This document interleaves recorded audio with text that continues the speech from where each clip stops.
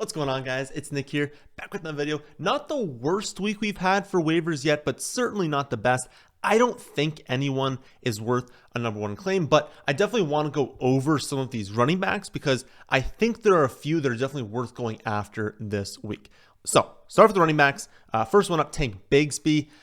He's absolutely proving like the haters wrong this season. Like, he's looked like a completely different running back than what we saw as a rookie last year. He's averaging over 8 yards per carry now. It seems like he's breaking off multiple 20-plus yard gains every single week.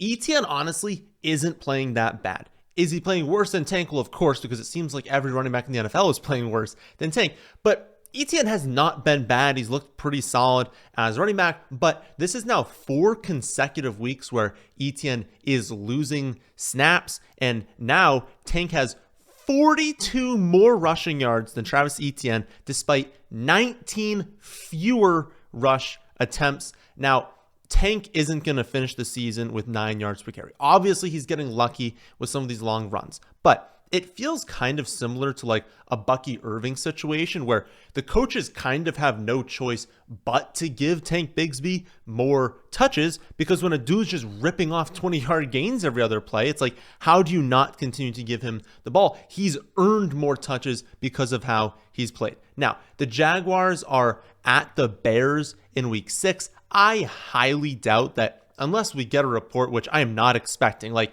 yes, Tank is earning more snaps, but I don't think we're going to get a report that's like, oh, Tank's our number one now, we're going with him. That's just not going to happen. So unless that were to happen, it's not like you can actually start Tank Bigsby this week. But he has, number one, a ton of contingent value. If there is an injury to ETN, he's a must start every week. But he still needs to be rostered in 100% of leagues, because he's someone that, as we're ripping through these bye weeks, as we have all these injuries that seem to happen every week, there are going to be times where you're looking at your bench and you're like, oh my goodness, I need like 6 or 7 points from a running back this week, or else I'm toast.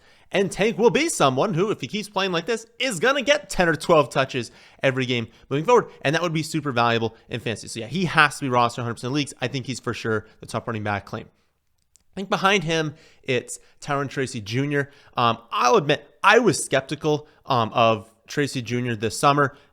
People really wanted to crown him as like a clear breakout running back, but you look back to college, and it's like he played 6 years in college, right? He had 146 total rush attempts over those 6 years, but people point out like, oh, that's because he's a wide receiver 4 years, so he's going to be great in the receiving game. It's like, well, yeah, he was a wide receiver 4 years, and he maxed out at 36 receptions. And we've kind of seen that play out to a degree this season. I feel like a lot of people aren't talking about that fact, that it's like, yes, he was a wide receiver. Yes, he can catch the ball, but they're not actually using him in the receiving game. Even in his great game this week, he was not the third down running back. Like, they're not using him a lot. They're using him for like a couple of screen passes, but he's not someone that's going to be like prolific in the receiving game. But regardless of that fact, he was fantastic this weekend. And it wasn't just because you look at the box score, you're like, oh, did he rip off a long play? No. Yes, he ripped off some explosive runs, but like, he was consistent, right? He was ripping off consistent, 7 yards, 8 yards, 10 yards, 15 yards, 20 yards. Like, it was like, I don't think he lost yardage on a single run. I think there was only one run where he didn't gain yardage. Like, he was consistently producing really well. I still don't know exactly what the split's going to be once Singletary returns, and it's not a long-term injury for Devin Singletary, so it could still be a committee on the Giants, which is not a situation we really want that much in fantasy. But Singletary is not a lock to return this coming week. Who knows? Maybe if Singletary's out one more week, that they roll with Tracy again, he has another good game, and now they're sitting there like, listen, this kid is clearly good. Why don't we give him the touches? Because we know Singletary, like, everyone knows what Singletary is. Singletary is a good running back. He is someone that you're not going to lose because you're starting Singletary, but he's a little bit limited in what he can be in like a ceiling outcome. Like, he's good, but he's clearly not like a game changer. And so if they're sitting there like, well, we think we're an okay team, but we're obviously like, we're not making the playoffs, we're not going to be that good. And so if we want to kind of start rolling with Tyrone Tracy Jr. and being like, what do we have in this kid? And they have their like kind of youth movement on offense, maybe that's a situation they want to go in. Again, I still think it's going to be a split. I still don't think we're going to be starting Tyrone Tracy Jr. once we have Singletary back, but we could be. And because of that potential, he also needs to be rostered in all formats. Third favorite is Ty Chandler. I'm sure a lot of people thought that he would be higher on this list, but they're going bye this week. So if they didn't have the bye, he might be a little bit higher because we'd have a much better chance of having him as that lead running back. But now Aaron Jones has 2 weeks to recover from the hip injury. I mean, he still might not, right? We still might get some weeks because we don't really know yet how long-term that injury is. So we might still have him. It would just be tough to like spend a lot of fab on Ty Chandler. To have to obviously bench him this week because they're on bye, and then to see Aaron Jones return in week 7, because Aaron Jones, when healthy, is a featured running back on this team. It'd be tough to like give up, a high claim, a lot of fab, and then to see that happen and be like, wow, I just lost a ton of value and I didn't even get anything for it. But his upside makes it to where like he should still be rostered in all formats. Aaron Jones has failed to stay healthy throughout his entire career. Like, even if he returns from this injury, that doesn't make him immune from suffering another one in a couple of weeks. And we know that if he gets hurt, this is a great offense. It's a team that doesn't really go with a committee. Like they probably would just relatively feature Chandler. He'd probably be in line for like 15 to 17 touches every game that Jones is out. And on one of the best offenses in football, that's going to be really valuable if you do get Jones missing time. So again, number 3 on the list, because you are guaranteed to not be able to play him this week. And then who knows, Jones could still return the week after, but should be rostered in all formats. We get a drop down into Jaylen Wright after that. Wright was the running back 4 leading up to this week on Miami, of course, but he was active over Jeff Wilson, which was positive to see. Then we have Achane suffering the concussion. And honestly, Wright looked really good. 86 yards on 13 rush attempts. I also don't really need to remind anyone of the level of upside any running back has that's getting touches on this offense, especially if it's seeming like Tua is probably going to return in week 8. Tough because Miami's also on bye. And so usually when people have a concussion, they miss the 1 week, but they do return the following week. And so you never know, but it is likely that Achane does return after their bye. So return in week 7. And at that point, again, you don't want to spend a ton like with Chandler on someone, have them sit the bench next week and then be in the exact same role they were before. That's not super valuable. But also like with Chandler, we know the upside that Jaylen Wright has. We know that there is a world that what if they just like how he played this last week? They like how he's playing in practice. What if he becomes the number 2 running back ahead of Raheem Mostert rest of season? Well, that would have value. And then it would obviously have a ton of value if there's ever, even if we were like, okay, there's only going to be 3 weeks this season where he's a starting running back, he'd be a running back 1 in those weeks. And so it's still valuable to have him on the roster in case of that upside if there's even a longer term injury. Someone else, so again, someone to go after. Other high upside running back, Blake Corum. He actually operated as the backup. So first 4 weeks, he would only play in blowout. Rivers was the backup, but Rivers didn't play this week. It was Corum as the direct backup, and it wasn't just blowout time. Like there was no blowout time really in this game. Corum was just mixing in to spell Kyron, which is the role we thought he'd have in week 1. That was probably just a situation where like he just didn't earn the role to start the season, that the team knew, listen, we drafted this kid as a long-term play. Maybe he's not there yet in week 1, but come week 5, he was there. So I would just assume rest of season, he is that backup running back. And if we ever get an injury to Kyron, why'd they draft him? As a clone. Is he as good as Kyron? No. But if he were to produce 80% of what Kyron Williams would if Kyron got hurt, that would be a running back 1, and that would be someone we're playing every week. So another player that should be rostered everywhere because it's a clear backup. Whenever you know who the clear backup is in a great situation, and they would be great in fantasy if the starter goes down, you have to be rostering these players. If you have 6 bench spots, I don't want you to have 6 of these players, but 1 to 2 of your bench spots should absolutely be players like Corum, like Bigsby, like Jaylen Wright, because if they get the chance, they're going to be really valuable in fantasy. Moving a peg down, you've got Roschon Johnson. The Bears again used mostly a 2 running back committee this week, with Roschon mixing in early downs, but then also having some goal line opportunities, having 2-minute drill opportunities. So that's really good for his value. He can get those receptions, he can get the touchdowns. We saw this last week. Got a little bit lucky with the 2 touchdowns, right? People getting tackled inside the 5 and then him getting to score the touchdown. You can't actually start, 2 Bears running backs. Like, remember a few weeks ago, we didn't want to start any Bears running back, so we're not that far removed. And then they got basically 2 dream matchups to running back. So don't think that this is all of a sudden this team has figured things out. Like, they were playing the Panthers, right? And before that, they're playing the Rams. These are 2 of the worst defenses in the NFL. These are great spots for running backs. Like, don't think that they've all of a sudden are an amazing team. All of a sudden we're starting Swift and Roschon every week. That is not the case. They'll go back to being bad probably when they have poor matchups. But, if they're going to shift to this 2 running back committee, if you got an injury to Swift, he'd have value.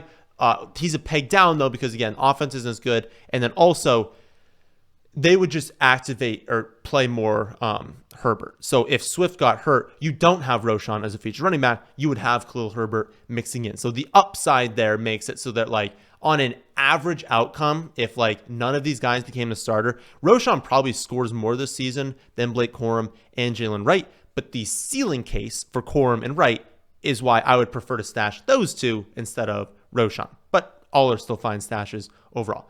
Other 3 running backs you go after are Clyde Edwards-Helaire, Amir Abdullah, and Keaton Mitchell. None are all that great. If you're an 8-10 team league, if you're in a 12-team league that only has like 5 or 6 bench spots, you probably don't have to go over after any of these guys. But I think Clyde and Mitchell are stashes.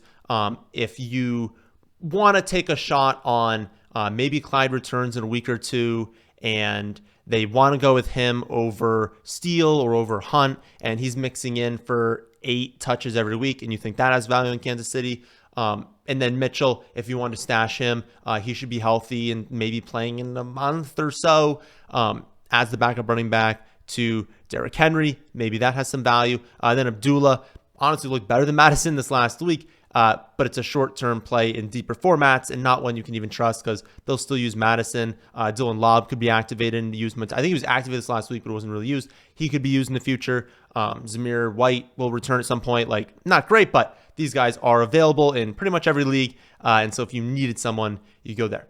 That's it for the running backs. Flip on over to wide receiver. Way fewer options at wide receiver this week. Top claim is again Josh Downs. If you didn't go after him last week for some reason, do so this week. We loved him over the summer. He became one of the most roster players I have at wide receiver. Ton of reports this summer that he could be the top target. I think people kind of threw that away and they're like, no, it's obviously Pittman. Well, 9 and 12 targets over the last 2 weeks. Anyone hovering around a 30% target share needs to be rostered in all formats. Honestly, behind him, it's pretty thin. Jalen Tolbert, we saw him play last night, looked good. We were kind of talking about leading up to last week that he's playing better than the public thinks. It's just he's obviously behind CeeDee Lamb, and then he was behind Cooks as well. But Cooks now in the IR with the knee infection. So at least for the next 3 weeks, you're going to have Tolbert as the wide receiver 2 on Dallas. That definitely has value. After him, you have Trey Tucker. Adams is not going to play again for the Raiders, and so Tucker's their locked-in wide receiver 2. He's a deep threat. Quarterback play isn't great. Ceiling isn't amazing for like long-term, decent weekly ceiling, but there's only so good that Trey Tucker can really be, but in a deeper format, he should be rostered. Only other things I'm seeing is maybe you want to take a shot on Jalen Polk, a shot on Kendrick Bourne over in New England. Both are long-term stashes. We've been talking about Polk every week. He was up to a 100% snap share this last week. He just missed on the game-winning touchdown. You can't play these guys while Brissett's quarterback, but if May takes over in a month or so, maybe we can start to use these guys come week 11, come week 12. Again, just a deeper league play for these two. But if you've got a bench spot, you don't really know who to stash, I think both these two are viable and are probably in free agency because they're not really doing anything just yet. For quarterback streaming, 3 options. Remember, though, I would ideally just look at the rankings, right? Look at the rankings, see who the top projected quarterback is that's on free agency. Go after them. I'm kind of just guessing who's on free agency for all of you, but 3 pretty solid options this weekend. Caleb Williams versus the Jaguars. Jags defense is a pile of garbage, and Caleb's definitely been playing better as of late. Kirk Cousins at the Panthers. Panthers defense, also a pile of garbage. And then Kirk Cousins, played fantastic on Thursday night. That offense is starting to get rolling. And then Daniel Jones versus the Bengals. Bengals defense, also a pile of garbage. And honestly, Daniel Jones, it hasn't been like great, right? We're never going to say he's a great quarterback, but he's been a serviceable quarterback. And if he gets Neighbors back, combined with his mobility in a good matchup in a game that should be relatively high scoring, makes him a pretty decent streaming option this week. And then monitor waivers for Sam Darnold. He had a dud against the Jets this weekend, but like everyone duds against the Jets. And then he's on bye next week. So I think a lot of people are going to end up dropping him, but he's an elite option rest of the season. After their bye, he's going to be fantastic. This is a unbelievable offense, great game planning. Like, they are great. And if he remains a starting quarterback all season, he's going to have a ton of very, very good games. He's a priority add if someone has a short-sighted mindset, is like, oh, played bad, goes on by, cut him loose, because for the rest of the season after that, he's going to be a really strong play. Defense streaming. Solid amount of good options. I had someone ask me who the like set it and forget it defenses are, which are basically the defenses that like you don't have to stream every week, even a tough matchup. You can kind of just roll with them, which is valuable because you do lose fab going after defenses every week. And then if you are streaming, you will run into some weeks where there's not great options and you get like a 1 or 2 at defense. I would say those set and forget defenses are the Vikings, the Jets, and the Steelers. Maybe you can add in the Broncos and the Bears as well. I would probably put them a peg behind. But honestly, those 5, if you had one of them or you can get one of them in free agency, you could probably just roll with those 5 rest of season and feel pretty good. Maybe you run into 1 or 2 games where you're like, I don't love it. You bench them and you put someone else in there. But for the most part, if you've got those 5, I'd probably feel good about streaming them every week. And especially the Broncos and the Bears are potentially on free agency. And they have not amazing matchups this weekend, but versus the Chargers for the Broncos and then versus the Jaguars for the Bears. Those are strong enough matchups where, again, if those are available, they probably are the top 2.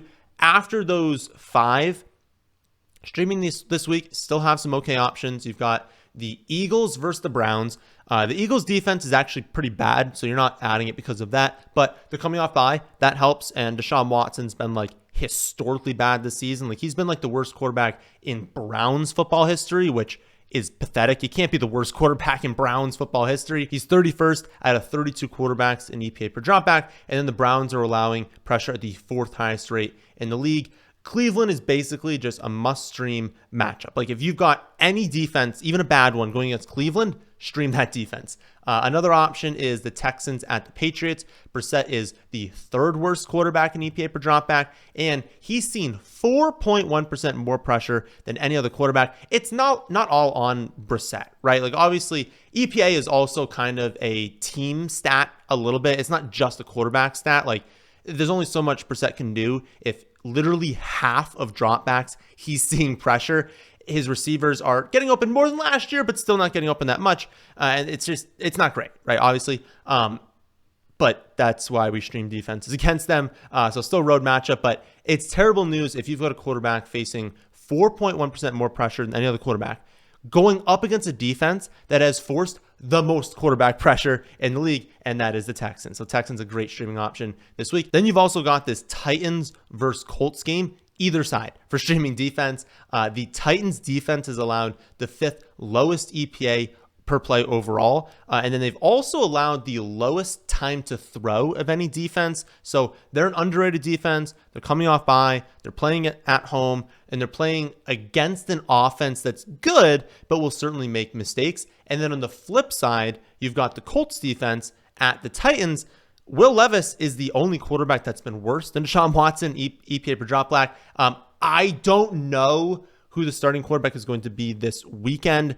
They said that it's Will Levis if he's healthy. I don't know if he's healthy, and then I don't know if they just lied to us and they're like, nah, we'll go with another quarterback. But the Colts defense isn't like good, but if you get Will Levis as a starting quarterback, I'll play anyone against that. But I'd probably need Will Levis starting. I don't know that I would stream the Colts defense if Will Levis is not the quarterback. Then finally, tight end. Nothing new. If for some reason Tucker Kraft is still available in your league, definitely go after him. K. Dotton as well.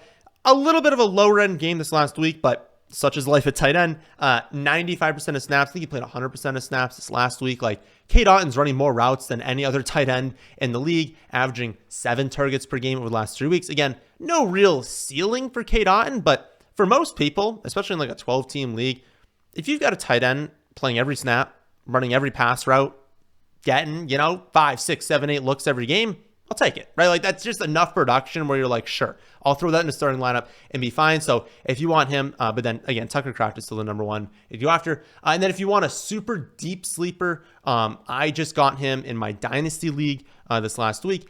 I would say Eric All, only like 2 for 10 this last week, but he had 4 catches in a few games leading up to that. Snaps are going up, routes are going up. And he's on the Bengals, which just gives you some level of upside. I would say, well, everyone is healthy, and especially Mike Gesicki, you're probably not going to rely on him. But in a super deep league, in a dynasty league, I would look at him in both of those 2 formats. But again, snaps are trending up. They really like him as a player. Could it be over the final month of the season that he is the starting tight end over Mike Gesicki? Maybe, right? Again, 8-team league, 10-team league, 12-team league. Maybe you don't have to go there, but in deeper formats, he's definitely an option. So week 6 rankings, rest of season rankings update, and the week 6 position reports will be posted Tuesday afternoon. I'll start working on those once this video is uploaded, but good luck to everyone tonight. If you need a miracle to pull off a win, post it in the comments. We'll try to root for you as long as it doesn't conflict with someone I'm going up against. Although I think all of my matchups are basically locked in, so I don't care too much what happens in this game. I'll be back Wednesday for the week 6 trade video and then Thursday for the weekly start sit video. That, my friends, is the end of this one, and thanks for watching.